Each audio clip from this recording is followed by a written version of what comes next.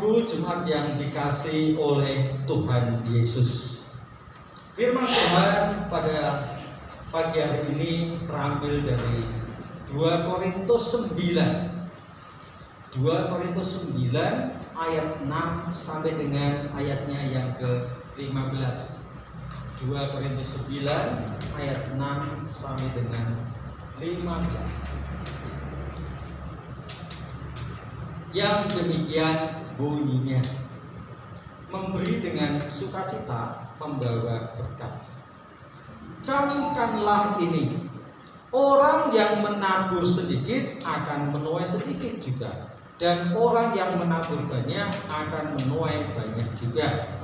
Hendaklah masing-masing memberikan menurut kerelaan hatinya, jangan dengan sedih hati atau karena paksaan. Sebab Allah mengasihi orang yang memberi dengan sukacita. Dan Allah sanggup melimpahkan segala kasih karunia kepada kamu, supaya kamu senantiasa berkecukupan di dalam segala sesuatu, dan malah berkelebihan di dalam pelbagai kebajikan.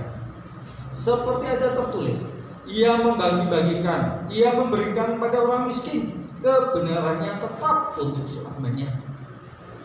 Ia yang menyediakan benih bagi penabur dan roti untuk dimakan. Ia juga yang akan menyediakan benih bagi kamu dan melipat gandakannya dan menumbuhkan buah-buah kebenaranmu. Kamu akan diperkaya dalam segala macam kemurahan hati yang membangkitkan syukur kepada Allah oleh karena kami. Sebab pelayanan kasih yang berisi pemberian ini bukan hanya mencukupkan keperluan-keperluan orang-orang kudus, tetapi juga melimpahkan ucapan syukur kepada Allah.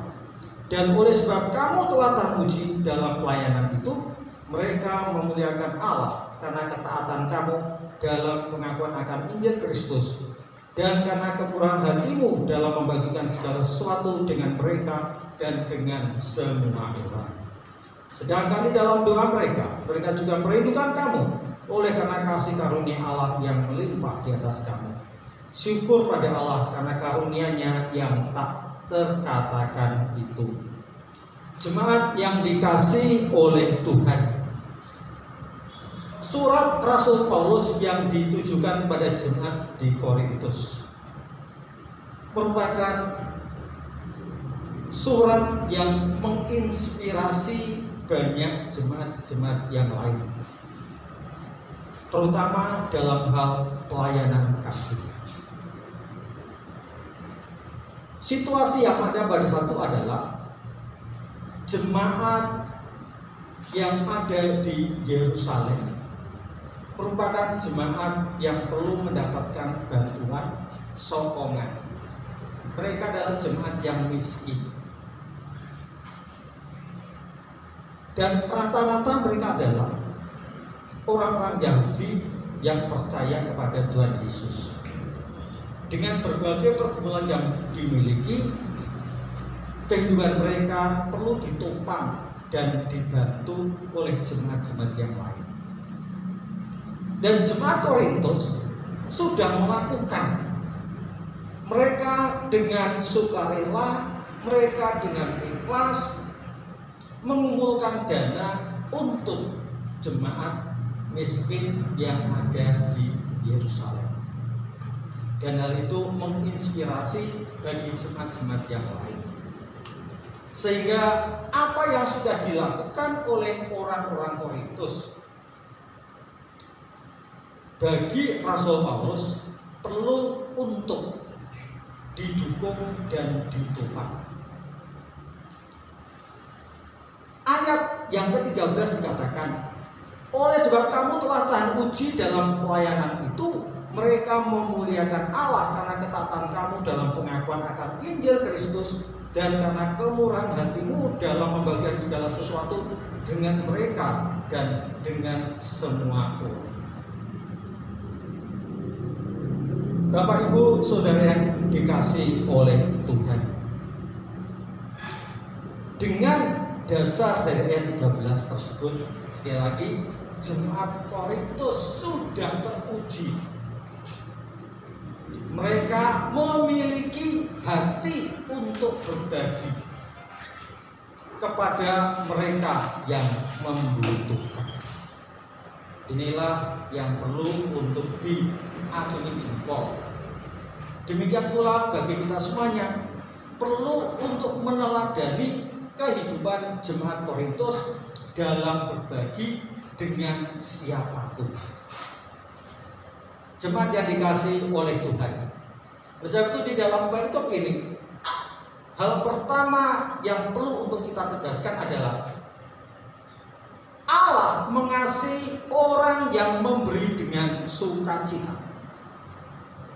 Allah mengasihi terhadap siapapun yang memberi dengan sukacita, termasuk kita yang ada di sini. Amin. Bukan dengan ngedumel, bukan dengan mengeluh, bukan dengan ini dengan itu, tetapi memberi dengan sukacita, memberi dengan rela hati. Namun tetap didasarkan dengan ayat 6. Orang yang menabur sedikit akan menuai sedikit, orang yang menabur banyak akan menuai banyak. Ketika kita menabur banyak, kita pun dengan sukacita. Kita melakukan dengan gembira. Kita melakukan dengan keikhlasan. Yang kedua, Allah akan memberikan kelimpahan segala kasih karunia-Nya untuk kita semuanya. Sebagaimana yang ada di dalam ayat 8. Allah sanggup melimpahkan segala kasih karunia-Nya kepada kamu supaya kamu senantiasa berkecukupan di dalam segala sesuatu dan malah berkelebihan di dalam pelbagai kebajikan. Tidak sekedar cukup, bahkan berkelebihan, dan Allah sanggup melakukannya. Yang setuju katakan amin.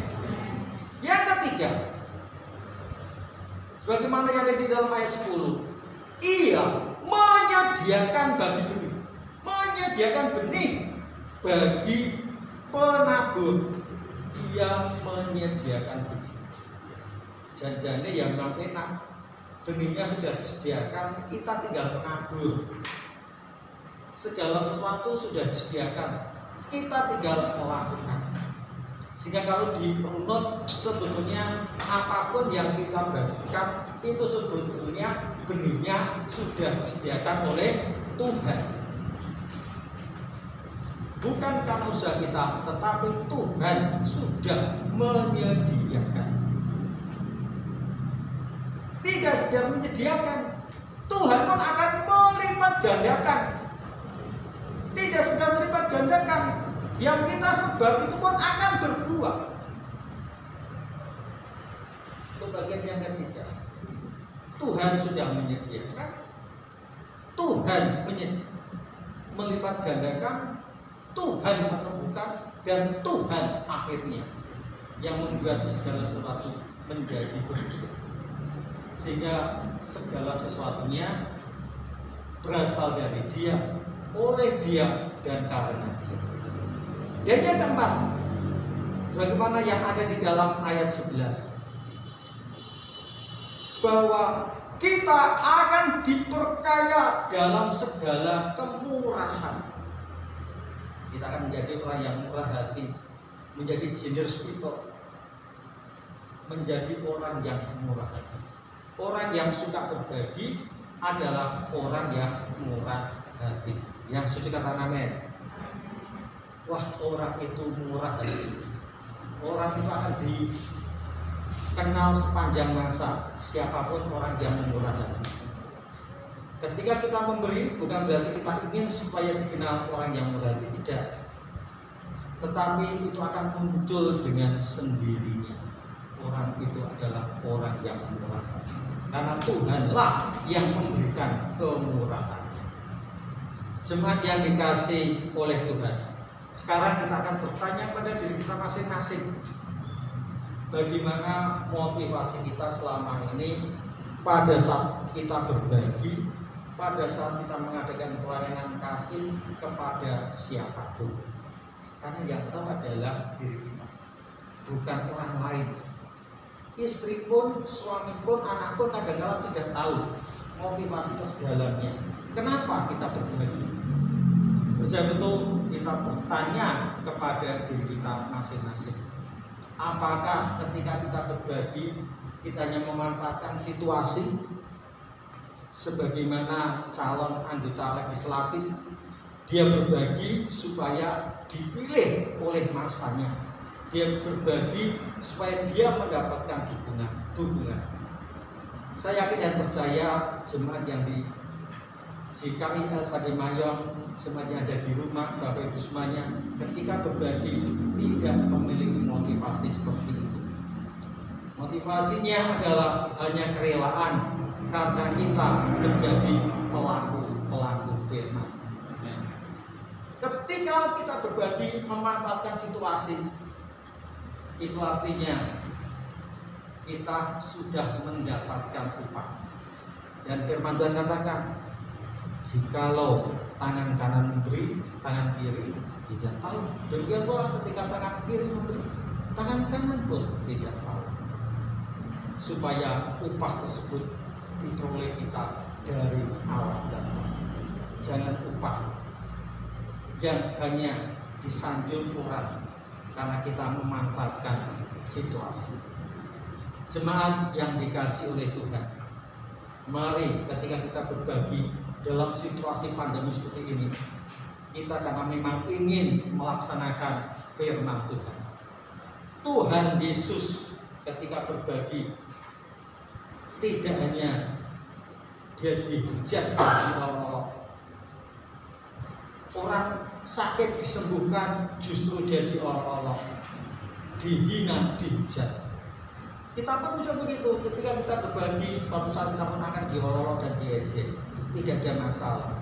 Selama kita melakukannya dengan kerelaan, kita melakukannya dengan ikhlas, sebagaimana jemaat Paulus. Biar Tuhan yang memberikan balasannya. Karena motivasi kita hanya ingin menjadi pelaku-pelaku firman Tuhan. Ketika kita berbagi, karena kita memiliki prinsip, Tuhan sudah mengasihi kita lebih dahulu. Bersama itu kita membalas kasih Tuhan kepada sesama kita. Dalam situasi seperti ini, mari kita bertanya kepada diri kita sendiri. Apa maksud dan motivasi kita ketika kita berbagi, ketika kita mengadakan pelayanan kasih? Satu, saya mengajak kepada Bapak Ibu Saudara semuanya, kita kembalikan kepada Tuhan, Tuhan yang dipermuliakan. Amin. Mari kita berdoa.